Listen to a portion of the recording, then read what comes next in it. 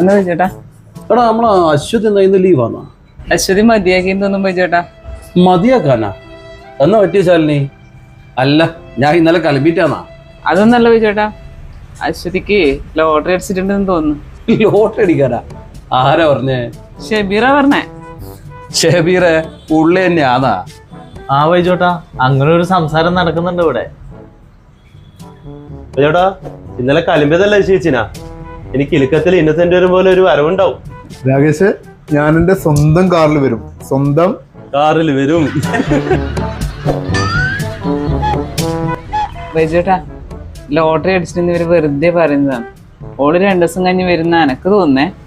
വിജയശേ, നിങ്ങളിങ്ങനെ പെണ്ണിനെ വെറുതെ കളിയാക്കലട്ടെ എല്ലാരും കൂടിയിട്ട്. എടാ സത്യം പറ, ലോട്ടറി അടിച്ചിനാ? വൈജോട്ടാ, ലോട്ടറി അടിച്ചെന്നുള്ള സത്യാതെ അതെനക്കറിയാം. ഓ, ലോട്ടറി അടിച്ചിനാ? ഓളല്ലെങ്കിൽ നല്ല ഭാഗ്യമുള്ള പെണ്ണാടാ. അല്ല, എത്ര ലക്ഷം അടിച്ചേ? 5000 റുപ്യ അടിച്ചേ.